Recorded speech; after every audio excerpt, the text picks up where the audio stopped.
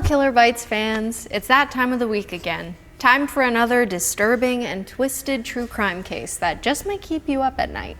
I know I have a hard time falling asleep after some of these stories, but can't stop, won't stop. I have a question for all of you out there. Have you ever done a Google search for your birth date and then added in Florida?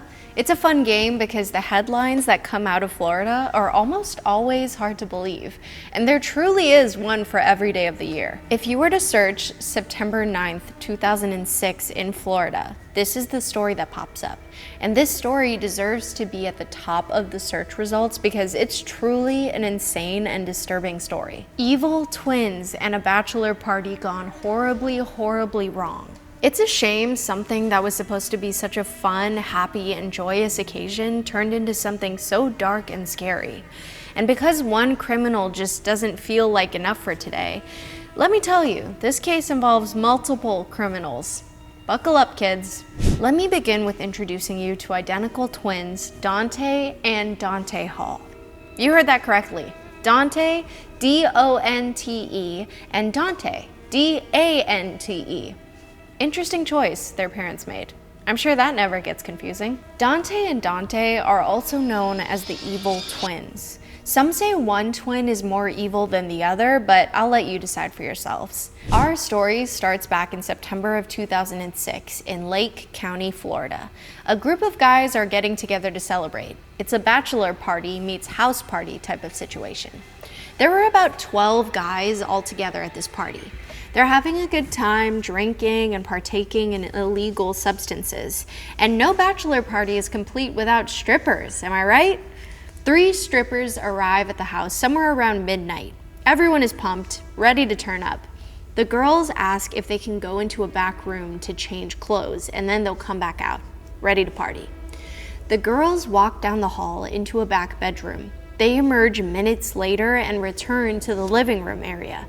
But just as things start to heat up, literally like 10 minutes later, 4 masked people bust their way into the party carrying firearms. One person holding a rifle and the others with handguns. Total vibe shift. 2 of those 4 unwanted party guests were, yep, you guessed it, the evil twins, Donte and Dante Hall. The person with the rifle was definitely the one in charge. He was calling all the shots. He instructed everyone to get on the floor. He told them to hand over their money, wallets, jewelry, anything of value that they had on their person. For the most part, everyone listened and followed his instructions. If any of these people had the slightest hesitation, he would yell at them and wave his gun around. He yelled at them, "If you don't do what I tell you to do, I'm gonna make this chopa dance." He then released a few rounds into the air, pointed towards the ceiling.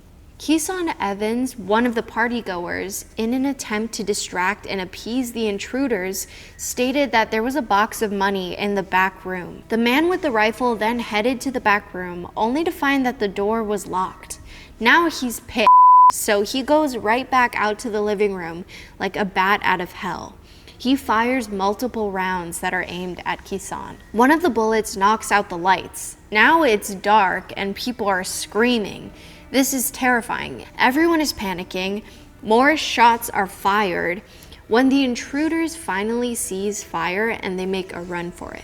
They flee the house and hop in the getaway car and speed off as fast as they can. The intruders were only at this party for about 10 to 15 minutes, but caused so much damage for such a short amount of time. This robbery attempt left several men dead or severely wounded on the floor of this bachelor party. But this is not the ending of the story. Let me back up. The strippers that were hired, yeah, you remember them? Well, it turns out one of them, Angel Glenn to be exact, is the significant other of Donte with an O. Angel was hired to perform at the party on September 9th, 2006.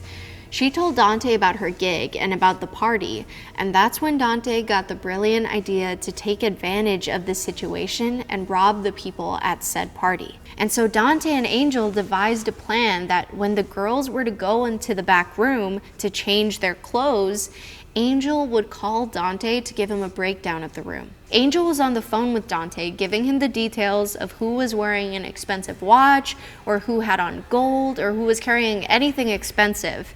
There was mention of a cash stash somewhere in the house as well. So when the robbery begins, who would you guess is holding that assault rifle and calling the shots? None other than good old Donte. Can you believe that? So the paid female party guests were in on the crime.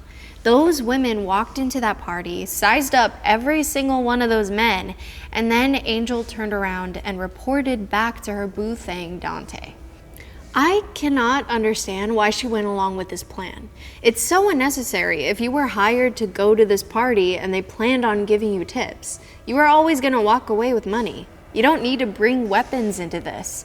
They were ready to shell out their cash and celebrate all night. Sheesh.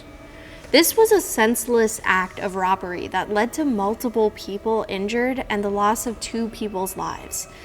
Joshua Daniels was the first person hit, and he sustained injuries to his hands, thighs, abdomen, and torso. He was rushed to the hospital where he had an 18-hour surgery, but ultimately he survived. Willie J. Shelton received injuries to his stomach and forearm, causing him to remain hospitalized for 2 years, but is still a survivor. William Robinson was injured in the shoulder and stomach, but another survivor. Then there is Keeson Evans, who very unfortunately did not survive the hit to the head. He passed away immediately. The last victim, Anthony Blunt, sustained multiple wounds, but none that would render him dead upon impact. He was left there on the floor, slowly bleeding to death, and repeatedly saying, "I don't want to die, I don't want to die." Anthony went into cardiac arrest, and while paramedics tried everything that they could, he eventually passed. Since this incident, both Donte and Dante have been found guilty of a double murder as well as many other violations. Donte with an O, the ringleader, went to trial and was convicted right away. He is currently serving a life sentence. The jury found Dante Hall guilty of conspiracy to commit armed robbery, armed burglary, robbery with a firearm, attempted felony murder of Joshua Daniel, attempted felony murder of Willie Shelton, first-degree murder of Keeson Evans, and the first-degree murder of Anthony Blunt. Donte with an A had 2 missed trials before he was convicted. He and his attorney made several claims against his brother, such as, Donte has always been the aggressive one, the thug. He's the one that has the crew that he puts together to rob and pillage and carry AK-47s, and our client is mellow. While the jury was convinced that Donte with an A was indeed one of the masked and armed intruders from that night, the jurors were having trouble deciding if Donte had ever fired his weapon or if it was only his brother. Finally, the jury reached a verdict. He too was sentenced to life in prison, the first set of identical twins in the US to both be on death row. And what about the lovely Angel Glenn? The twins instructed Angel to take all of the stolen party jewelry and valuables to pawn shops and collect the cash. Seems like a solid plan, but she got caught. They identified that the jewelry was stolen. The cops tracked her down and arrested her. She was brought in for questioning, and at first, she denied knowing anything. She claimed to not know the jewelry was stolen or have anything to do with the robbery. They held her in jail for a few weeks. But after spending some time in jail, she decided to come clean and told the police everything she knew in the hopes of getting a lighter sentence. Angel later went on to testify against the brothers. She told the court that she had told Donte with an O about the party she was hired to dance at. He told her he wanted to rob them. She helped him get away clean.